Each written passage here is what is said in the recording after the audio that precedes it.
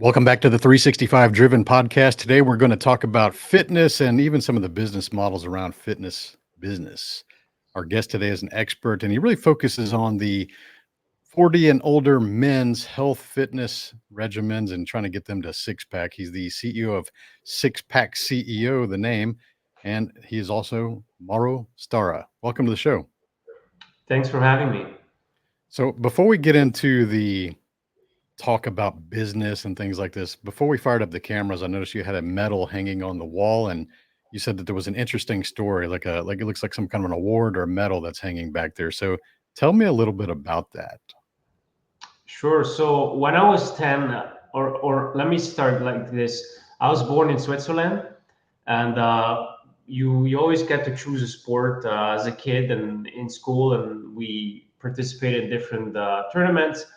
And one of them was hockey. So we won the hockey. Well, here it is, not here. The hockey championship when I was 10, and when we reached that final, I was extremely nervous, and I was on the bench, and I didn't want to play because I said I'm too nervous and maybe I make a mistake and then we lose the tournament and the trophy, and we got so far with the team. And then one of the defenders got injured, and the coach said, "Hey, you got to play." And I was shaking. I said, "Can you not pick someone else?" Like, no, you got to go in. And eventually got in there and defended really well, and we won that tournament. So it's a great lesson there that once I overcame that fear, the treasure I was seeking was on the other side, but I had to take that step. And looking back, it's almost a joke, but when you're 10 and you have shaky legs and there's tons of people watching you, it was quite a moment full of anxiety. I think I had a similar childhood sporting moment back then playing baseball. And I was outfield because I wasn't really good at infield fielding being that fast, but I could catch pretty good. And I remember seeing a in a pop fly type ball coming towards you, and if you can catch it, it's an out, and it really helps the team, and if you miss it, you kinda look like a fool, and then everybody sees it happen, and I think that's what the same nerves, that same nervous energy, how to perform, but after you do enough of those, you start to get more confident in your abilities, and you look forward to catching them, like, you wanna show that you can catch these balls versus trying to hope they don't hit it to me, right? So, you saw some changes after that going in and being a good defender. So that was a really a pivotal moment for you, it seems. It was, and as you said, you start getting that momentum, Mhm. and the evidence builds up in your mind that hey, I can actually do this. And now it shifts to let me actually show you what I'm capable of, and that's where you start pushing towards your max potential. So you were always interested, or at least participating in athletics and doing things that are on a fitness level. Was there ever a time in your life where you just kind of let things go and things didn't work out?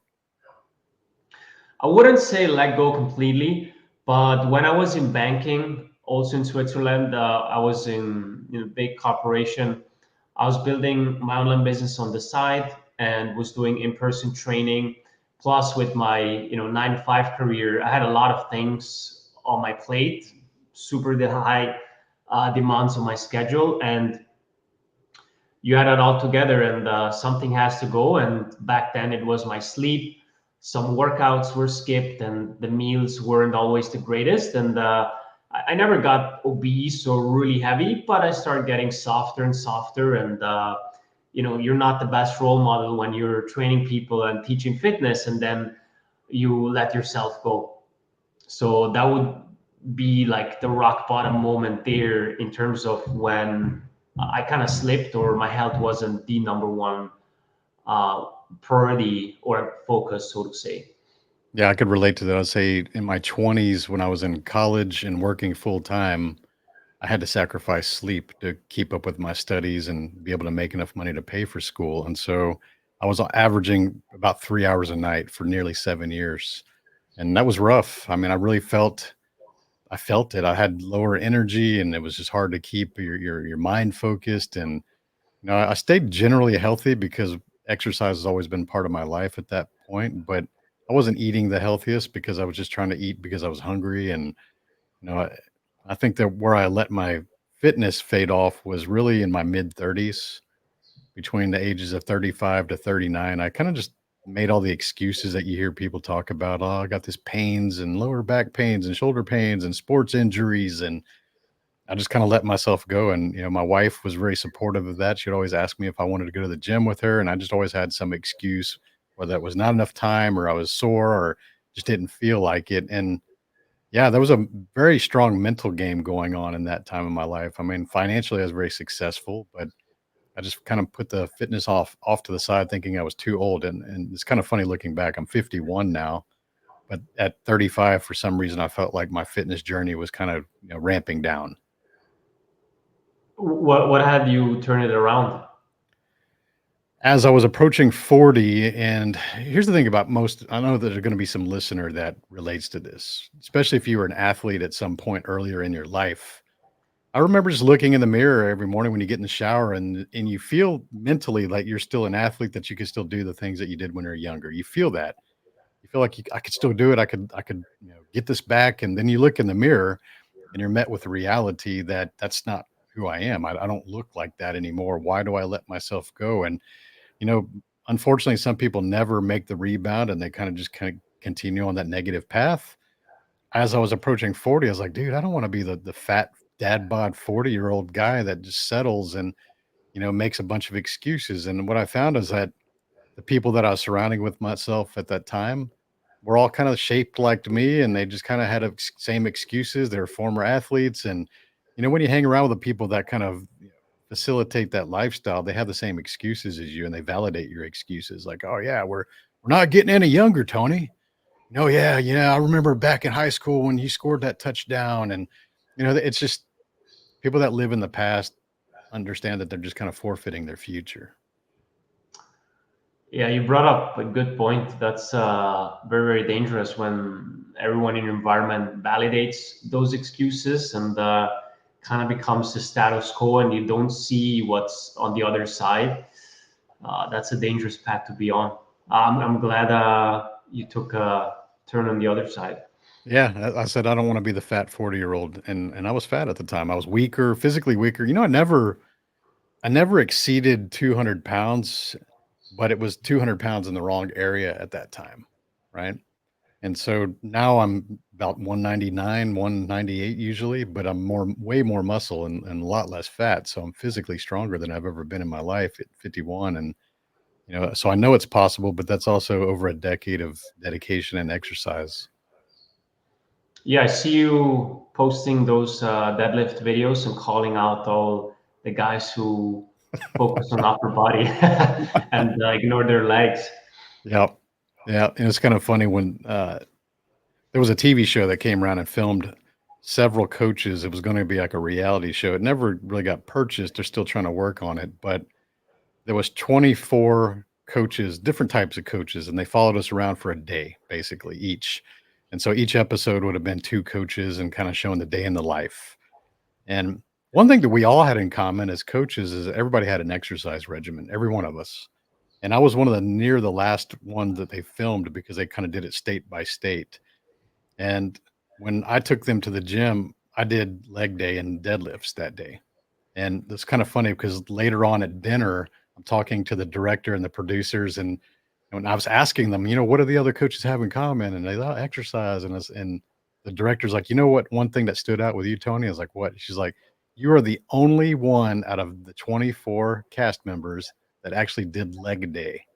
It's like all of the other ones wanted to do curls and like get their guns all swollen, pumped for the camera. And I was smiling when she said that, and I said, "You know what? That was actually intentional because I knew the other 24 would not do leg day on this thing." That's smart. So, hey guys, if you're out there and you're still doing the gym selfie, like just showing the biceps after you did a few sets, like, man, everybody can do that. Like, that's how you can stand out. You can show fitness as part of your lifestyle, but just show different exercises.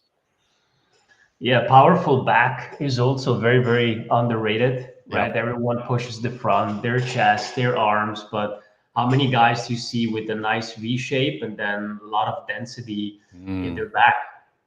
yeah, for sure. That is a very unusual one. I think a lot of people do skip that because literally they can't visualize the difference unless someone takes a photo from behind. Yes. Yeah. Yeah, good one, good one. So now you're getting into fitness, you start to, start the business and fitness, and I know you've been doing it a long time. For the business owners out there that are in the fitness space, what are some lessons that you could share on things that have worked for you in that business model? Yeah, I like to call it the three R's: referral, retention, and also you could put reliability in there. But really, the first two are the ones that matter the most. And it all comes down ultimately to client success. So when I started out, one of the first courses that I got into was from Sam Ovens. I'm pretty Mhm. sure you know him, Yep. a consulting accelerator, and he had also a lot of, or still has, the old ones, the YouTube videos. And he had there that one presentation. I can't remember if it's on YouTube or in his course, where he had the North Star. And then he shared, hey, the North Star of my company is client success. Every single decision we make has to benefit the client. And if it doesn't benefit the client or makes life harder, more difficult, like out with that, and clean it up.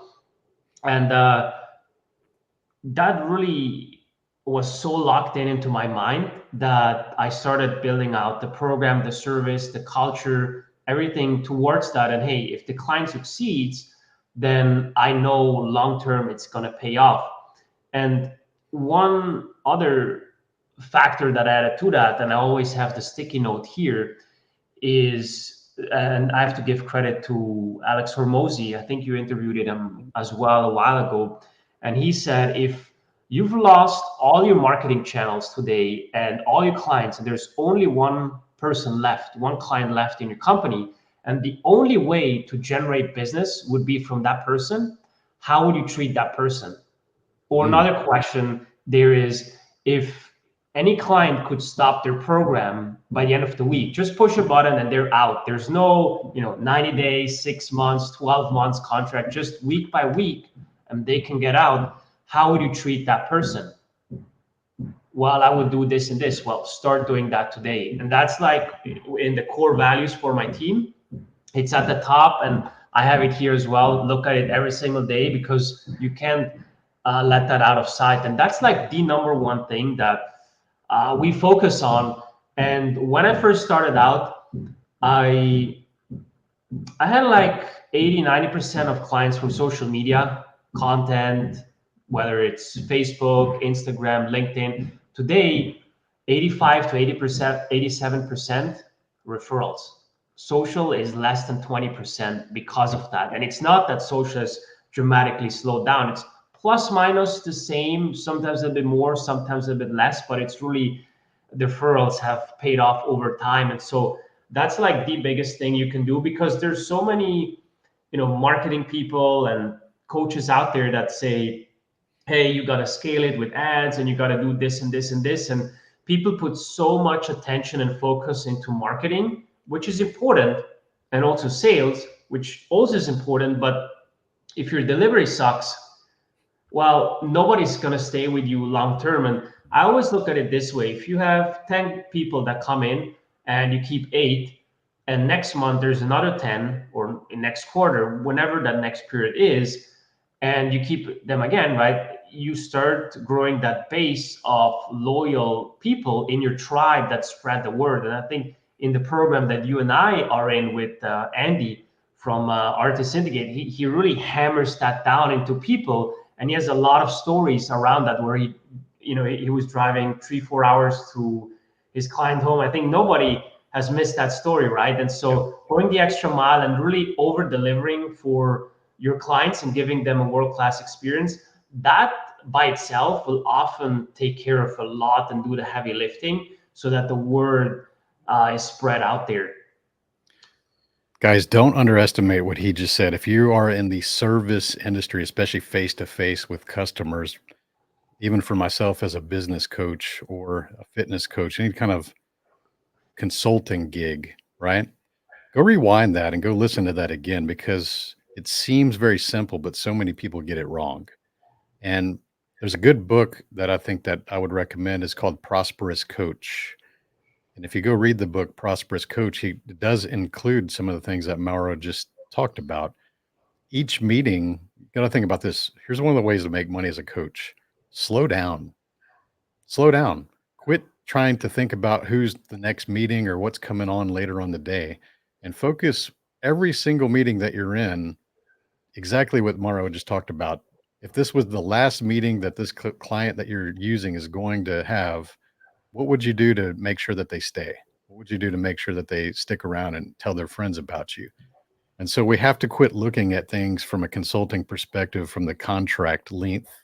And we need to start thinking about meeting by meeting and slowing down and listening and seeing how you could actually deliver some value or some advice to somebody in that moment, and not worry about the meeting that's coming up afterwards. I mean, that's also a good tip for podcast hosts. Like, I'm only focused on you as a guest in this moment and listeners that are listening in and enjoying the content. I'm not worried about what's coming up to the next hour or who's coming up later in the day or what's going on next week. It's be really present, and it's a skill that you have to learn. It's not something that's easy for people. I agree. And just as in any situation in your life, when you're present, the other person will notice it and appreciate it versus if they see, oh, that guy's typing while on a podcast or just doing something else. But I want to add a few things to, the client success part, or the advice out there. So you gave a great recommendation to that book. I have it bookmarked, but I've heard so many great things about it. uh, Two other books that I've found very helpful: Never Lose a Customer Again and Giftology. Okay. Incredible books. Giftology is very tactical, where Never Lose a Customer is more philosophy, strategical, and I feel like they work so well hand in hand. First, you read the Never Lose a Customer Again, you've got all these ideas, and then Giftology gives you the tactics to implement and go out there with those ideas. And the other thing is also, back 3, 4 years ago, I had a marketing consultant, and he used to be a fitness coach, and he helped me out with my positioning and a bunch of other things. And so I told him, hey, what else can I do to stand out? And he said, well, look, I recommend that you take 10% or 5% of the sale that you make on the front end and reinvest it into a gift or into the customer relationship. And when he said that, I said, why would I do that? I could spend that money on marketing. He's like, dude, you don't get it. Like, do the math and you'll see how it plays out. And today, I think looking back, that was one of the best tips or of advice that I received. Because how many of us, when someone says, hey, do you want to spend $100 or $200 or $500 of marketing to get a $5,000 client? Of course, right?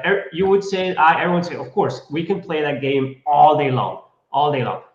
Well, why not put those 500 or 200, whatever that amount is, into the customer experience, whether it's an award, a welcome gift, doesn't matter. That there will increase retention, will increase the experience, will make the experience better, and it will automatically spread the word. Right? Yeah, So Giftology is just a a great little book. shift in mindset. I've read that book, Giftology. It is an excellent book. It's very tactical, as you mentioned. I have not read the other one, Never Lose a Customer Again. Is that what it was? Yes, he has two: never lose a customer, never lose an employee. I feel the first one was his like gold standard, the original Yeah, one. yeah. Second one, still good, but I think there are better books out there on that. But the first one was really, really good.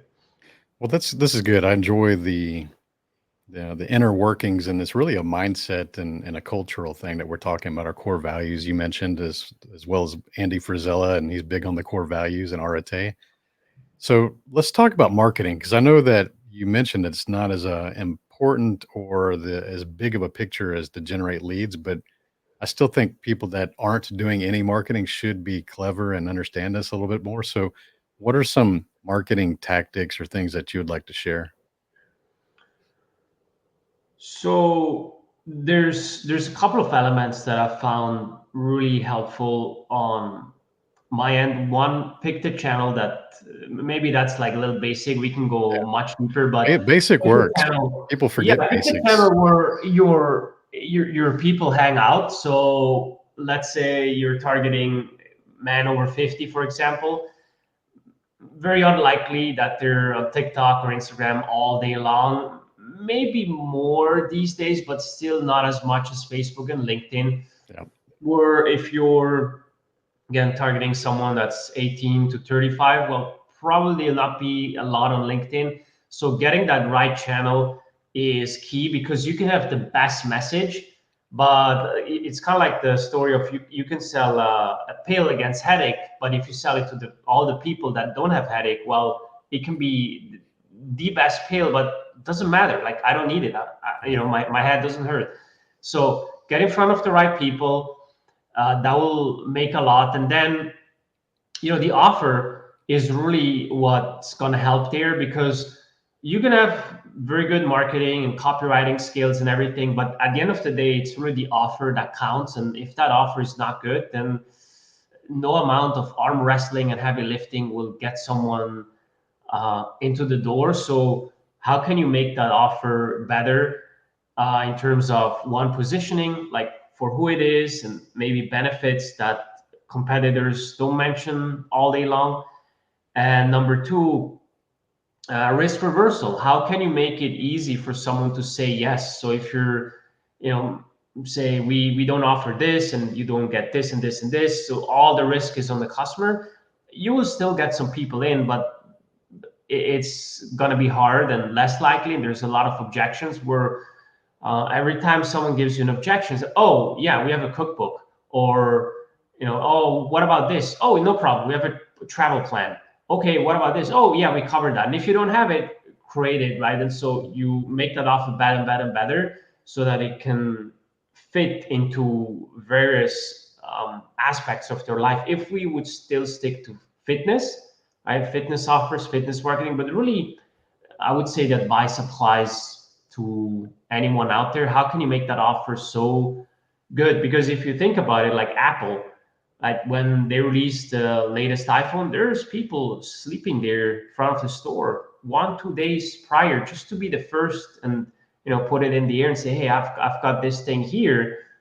And they don't have to do a lot of marketing. It's just obviously good positioning, but well, there's still marketing, but good positioning, and they have a great product and people want it. And sometimes it can be that easy. So I want to give an example of going deeper with your message here because some people are listening to this. Okay, that sounds good, Mauro. I get that. Got to have their positioning, the branding, the offer. I want you to explain something else here because I think people missing the levels that we go deeper on that. I understand that you're very studied on marketing, messaging, and you're not really selling fitness, are you? You're selling some kind of a result that your client's going to feel on the other side of that. So explain what you're really selling in masked with fitness. Yeah, that's a good point. When people reach out, it's to me or anyone in the fitness space, it's usually weight loss, health, muscle.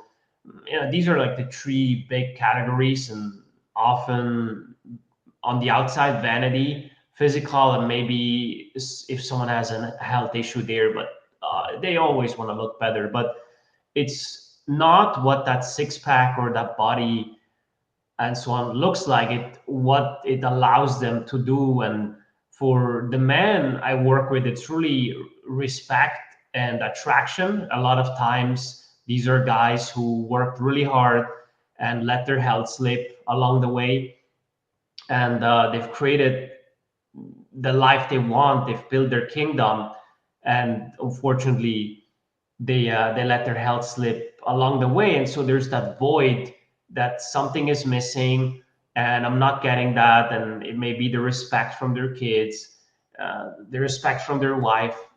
Wife is not anymore that attracted to the man she married 10, 15, 20 years ago. And so it's kind of regaining part of their identity in some cases, but also being treated differently. Because when you're more attractive, you're treated differently. Whether we like to hear that or not, that's just the way the world works. If you and I, Tony, we fly to, I don't know, Portugal, and you have your event there, and you're 80 pounds overweight, you will get treated differently when you enter that plane.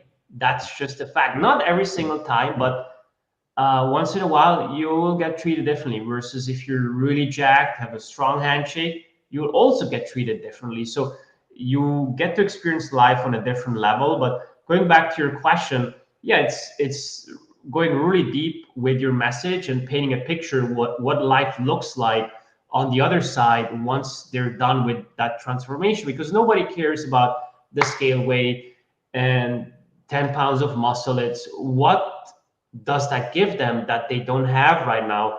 And if we can paint that picture and show they can get there with our process or product, then that's the power of marketing. That response tells me you're a good coach because you didn't try to sugarcoat it. You're very respectful, but you're very telling the truth. And people do judge people, and people, we can see all these stupid memes on the internet that say, never judge a book by its cover, and it's only what the inside that counts. And all these are really feel good, happy, happy, joy, joy, stupid phrases, but they're not grounded in reality. And a good coach is willing to say, "Hey, man, I love you, but this is what needs to change, and here's why." And you just gave that perfect example. Nobody likes to hear it from a fitness coach when, I see some people get it completely wrong because there's newer fitness coaches that want to shame people into results. I've never seen you do that. I think you're very supportive, but you're also letting people know, like, this is what you can change. So if you're out there saying, "Hey, quit being a fat bastard and get off the couch and quit being lazy and go to the gym," like nobody wants to hear that. And when I was overweight myself and out of shape, I would hear messages like that. It would just piss me off. I didn't want to listen to that person anymore, even if it was the truth, right? But what you say matters more, how you say things matters more than what you say. But I think once you build a coaching relationship or consulting relationship with somebody based on trust and respect, you have to tell the truth. You have to be honest with those kind of things. And, those of you that are listening, if you are not showing up in this world in your best, potential, think about the opportunities that you're missing in relationships or even some business deals or getting more business or generations. And especially as you get older, because I think that, if you're in your 20s, you should be in shape. Let's be real. Like, I know that there's a lot of 20-year-olds that are kind of struggling with that now, but you should be in shape in your 20s. And, I don't really, when you have a six pack in your 20s, it's like, okay, cool. Like, a lot of people had that when I was young. 30s, you start to see people kind of falling off. They're having kids, lifestyle, the businesses, careers are taking off, a lot of demand on their time, kind of eating a lot of drive-through window stuff. 40s, man, it's slim pickings. When I turned 40 and I was starting to get in shape, it was very unusual to see people in their 40s that were in shape. And I know that I think it's improved recently. I think that I'm starting to see more people at the gym in their 40s that are getting in better shape, but it was really rare as I was experiencing the 40s myself. And now at 50, like, you're very unusual when you're 50 and older and you're in shape. It's just unusual. Yeah, the to add to that, the older you get, the more rare it is to be in great shape, and the more of a status symbol it is. Yeah. Because when as you said, when you're young, let's say in your 20s, even like till 35, it's almost assumed that you have to be in good shape. Yeah. Single, many times, or in a relationship, you have no kids. Of course, that guy or that person is in good shape. And vice versa, when you're over 40, it's expected that you make good money, you have a good career, you've built a family, or have a successful business. So it's less of a status symbol as you get older, and it's more, okay, that guy has achieved that, but he also was able to crack the code with his body. Mhm. So it's very powerful when we look at it from that perspective as well. Yeah. I look at things from a high net worth perspective. One thing I always liked about the fitness is exactly what you mentioned. You can't just buy it. You can go No. buy the fancy car, you can go buy the big house, you can get the trophy wife, you can get all these things based on financials, but you can't get your fitness. And then there's some people that have never been in the space. They'll be like, well, I could just go do steroids too and get big and jacked. Like, no, you can't. Like, you can shoot steroids and it might accelerate your results, but you still have to show your ass up at the gym and put in the reps and work extremely hard to get those results. It's not like there's a skip. There's no cheat code to get to what you want to look physically. Yeah, there's that stigma that so many guys think. I think more when they're younger rather older, but there's still guys like 50 plus or so that have that belief or hold that belief. But really, a lot of men think like, oh, he must be on TRT, or he's taking that. And I've had like I would say about 15 to 17% of the guys that come to me, they already are on TRT and they're fat. So where's the magic again? Yeah. Sure, it helps you with your drive, your mental edge, the competitiveness. So it gets you, it makes your effort feel easy. So it's easier to show up, but you still have to eat right, train intelligently. It's not that it's like one injection and you're there. Otherwise, why would all of these guys still come for help? Because there's more to that, right? And I feel, and not that I want to say, hey, it's all fine, everyone should be on it, not at all. But I feel sometimes people who are on it, they kind of don't get the credit they deserve, because like, oh yeah, that guy's saying that, so what, right? Like he still had to put in the work. And as you touched on, it's you can take all the steroids you want, you will not get jacked or ripped if you don't do the basics. Like there's no work around that. And I think a lot of your listeners are very smart entrepreneurs who know that. But there's always a few guys out there who think, hey, I can just buy that as well. Why it doesn't work that way? I've never used any of that stuff. Only thing I would ever use is like a pre-workout or a supplement just to kind of get my heart rate going and give me a little more duration in a gym. But I've never used TRT or steroids in my life.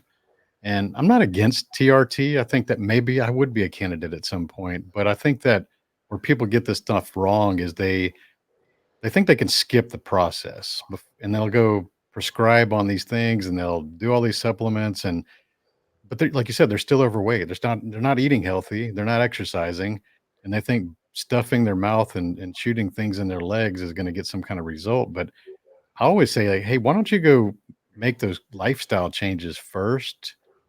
Get to as far as you can get, and if you're still not happy, then maybe we can extend things with supplementation or injections and things like that. But as someone that's an expert in the TRT space, what is your real opinion on that? What are the pros and cons of it? Because I think too many people get this wrong.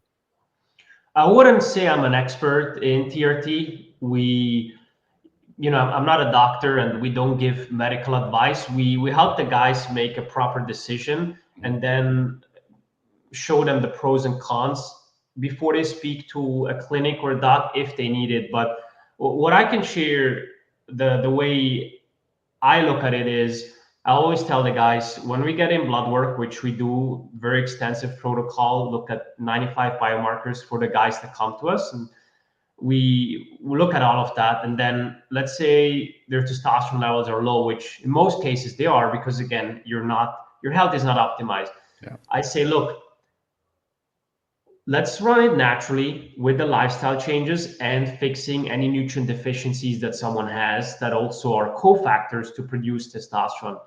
If after 6 months we see no change or the change is so minimal, then we can pick up that conversation. And I'm more than happy to walk you through the pros and cons on that. And then you can speak with a telemedicine clinic or your primary care physician. But I think a lot of guys, as you said, they just go right away. Oh, my testosterone is low. I need this. Well, of course it's low. You're also pre-diabetic. You're inflamed, right? Fatty liver.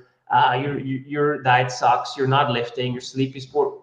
Do you really expect it to be that high? But once you fix that, I would say 85, 90% of the times the guys don't need it. And then for the other 10, yes, I help them make an informed decision and that they have all the data. and from there they can speak with a medical doctor or a nurse practitioner that can prescribe that and can help them there. As far as the pro and cons go, so I would say again, this is my opinion. There are definitely more pros than cons. The mental aspect, I would say, is the biggest one, because when it makes you feel, when it makes anything you do feel easy, it creates that positive feedback loop. Like, wow, this was easy to get out of bed, and I feel great. I've got tons of energy. Well, let me push myself more, and my recovery is better. So I'm willing to hit the gym 4 or 5 days a week versus 2 to 3 days a week. So you're willing to do more, you recover better. That is huge. Libido is up. It improves, fat loss, muscle gains, bone density, bone mineral density, brain health as well. Risk of MS is lower. That's why women have a higher risk of MS. Men have it lower because of testosterone.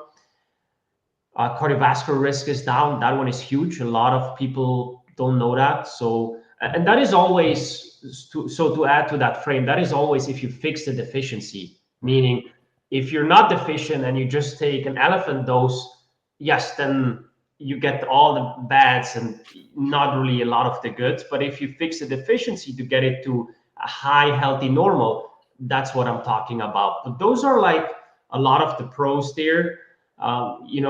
People mainly look at the physical aspects, again, energy, libido, muscle, but the mental aspects are huge. Sleep can be better. Downsides is it can, not for everyone, raise your blood pressure through aldosterone. So there's also more water retention through the kidneys with your electrolytes and a hormone called aldosterone. And that can be an issue there where, if your blood pressure is up, it's never good, right? So you got to be careful there. Another side effect can be that you can develop sleep apnea. So the risk is pretty high. The risk of AFib can also increase. Not so much, but that is a risk factor there. Then, depending on person and diet, you can have more acne. So I've seen Yeah. really bad case of acne with people on TRT. I would say those are like the four big ones there. And let's just face it, it sucks taking needles with you every time you travel and Yeah. have to go around the world. You can take creams and gels, but usually they're not as effective, and a lot of it um, can get converted also to DHT, which is not something we always want. So, yeah, I would say there are more pros than cons, but and actually the biggest con that a lot of people don't know is it's a lifelong thing. So once you get on, after like 12 months, your your natural factory, so to say, is gone, and you have to stay on it, right? And I've had a guy who was 21. He said when he was 17, they put him on it, a doc, because uh, when he was 19, they put him on it because he was so low, and he didn't know that. And now he has trouble with fertility and so on. So there's still ways around that with Clomid and HCG, but I think it's a decision that should not be rushed, and I would really recommend anyone to explore all the options from supplementation, sleep, stress, diet, training, gut health, inflammation. If everything is really green and good, then consider the treatment, right? And there's nothing wrong against that. But what if you don't need it Yeah. and you can fix it naturally? Well, yeah. Yeah. It's an important conversation. I think don't ever think about TRT as skipping the work, and it's supposed to be as a supplemental of your testosterone level, not to replace it. But unfortunately, as you mentioned, it starts to turn down your producing, and you're going to have to ramp up your dosage as you age because you're not producing really any at some point naturally, so it does become a commitment. And there's definitely a lot more pros than cons. I'm glad you're really transparent about that if it works for you. So When we hear about fitness coaching and lifestyle coaching and getting the six pack, like there's so many, dozens and dozens of people on your website I looked at that have had good results before and after. What have you seen that's the biggest challenge for your typical client to achieve like the six pack? I would not say there's one. It always depends on each person and their environment, their schedule, but I can give you a few. So I always like to look at two identities from the man we work with. The fat kid was always fat, always out of shape, never had a six pack, never was in great shape. And on the other hand, you have the ex athlete, used to be in shape, top shape, Yeah. and has lost track. So for the ex athlete, that person has the advantage that he knows it's possible to get that result. He just needs a different roadmap because the old roadmap of 5, 6 days at the gym, 2 hours, doesn't cut it anymore. For the fat kid, it's going to be a lot harder because when you've never been somewhere, there's so much doubt and there's so many mental roadblocks to overcome that, let's say, the ex athlete doesn't have, and that's like a really big one, or can be a really big one there. That soon, like the ex athlete, let's say, hits a weight plateau for 2 3 days. I knows that's part of the process. That's how it used to be back in the days. Well, the fat kid, that person is stuck at the same weight for 5 days, the chance of throwing the towel is very, very big, right? And so we'll need a lot of more hand holding, pushing, and guiding them through. And hey, look, there are other guys who also are stuck, but they were commit. So you need to build up that evidence and show them it's really possible, this part of the process, because they failed so many times their entire life. So Mhm. any evidence that it leads again to failure just reinforces that bias. Those are like two things there. Time is a big one, right? If it doesn't integrate in your schedule, then yeah, you can get the result in a few weeks, few months, but will you keep it? Most likely not. So making sure that the time constraints on someone's schedule are taken into account. Probably the biggest one is travel, especially recently. Like during the pandemic, everyone was at home and there wasn't much travel. And now I feel like people are traveling more than ever because they were locked down for so Yep. long. And when you're out and traveling, it's not impossible to make progress. It's 100% doable, but it makes it more challenging because you're always getting new cards to play with, which is your new environment. And you have to plan in advance, maybe think some things with you. And when you're there are unprecedented challenge that come with it, unexpected surprises that everyone has to deal with. And making that work can be sometimes harder. You plan to go there, and it's like, oh no, we changed the venue. We're gonna go there. We're gonna eat pizza with this team. It's like, fuck, Yeah. like I planned this. Well, now I have to adjust and pivot. So that one there can be tough, but I believe with the right strategies and planning, anyone and commitment, anyone can succeed around that there. And probably the biggest one in isolation, or let's say that all of the clients have that we work with is, or prior to working with us, is hunger and starving, right? So when we hear the word six pack or getting in great shape, in elite shape, then a lot of people think they have to starve themselves to get there and have to be hungry. And if they want to maintain that physique, they also have to be hungry. But that's not the case. Yes, if you do it in an unsustainable way, absolutely. But for us, one of our pillars in our philosophy is appetite management. I want to make sure that all the decisions we make don't jack up your appetite, because if you're hungry, it's really hard to stick to the plan. But if you're not hungry, you're always full, you have no cravings, it's very easy to stick to the plan, and you can eat less naturally, not with willpower and a lot of discipline. Going back to the travel one, my wife and I, we both like to exercise. I go to the gym at least 6 days a week. I usually take Sundays off. And we won't even book a hotel unless they've got a gym. We always look for the gym photo in every hotel website. We always look and we look for reviews, and that's a big part of our thing. So you do have choices to book and stay at places that have gyms. The other thing I think that's a really bad thing for travel is that most of these hotels have the free included breakfast, right? And if you're not normally eating breakfast, you should skip that because it's not, even though it's free. And I think most people have like the scarcity mindset. Well, it's free, it's included. I should eat it because it's part of the room cost. And guys, a lot of especially the continental breakfast, the crap that they give you for free is like really bad for you. It's like full of preservatives and chemicals and all these fillers. It's going to bloat you up, get you inflamed, and you're going to feel like uncomfortable for the rest of the day, especially breads or microwave type stuff that they give you or packages like donuts and packages and stuff like that. Like, don't eat that crap. Like, that's terrible for you. So that's one thing I do like about your home country of Italy and Europe. The breakfasts there are amazing. They're fruit and they're fresh and they cook things and it's actually protein focused and like guys, America gets this completely wrong. We have the worst free breakfasts of any hotel chains in the United States. You go to Europe and even like the very mid-range hotels have like really good breakfasts.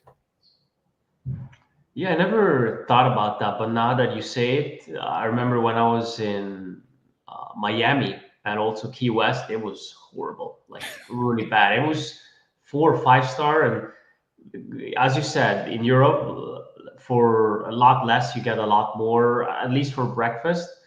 So yeah, that's a very good point. And I do it the same as you. I always look at the gym. If it's just like a cheap hotel gym, depends how long I'm staying there. You know, if I'm staying like 2 weeks somewhere and there's a gym next door, absolutely fine. But if it's just like for a weekend, then I definitely want to make sure that my my hotel has a gym that I can get in and work out. That's very important to me. And I actually, depending on which location someone goes, I would say have the breakfast, because what I usually do is, and that's also something I look in the photos. How good is the breakfast? Yeah. Are there like eggs, meat, fruits? Those are like the three things: eggs, meat, fruit. Okay, we can make it work. If that's Yep. not there and just a bunch of donuts and sweets and bread, no, I'm not gonna go there. But if they have that, I actually always encourage people, and including myself, have a really big breakfast, like meat, eggs, maybe some fruits, whatever the plan of that client is. Then you're full all day long. You have maybe a shake for lunch in the afternoon, and then you can have a nice dinner that's also usually out, and very easy to stick to the plan then. Yeah. You mentioned Miami. The last time I was there for a business event, and I the hotel gym was okay. It was the typical gym, no free weights, just maybe treadmills and dumbbells. We can do a lot with that.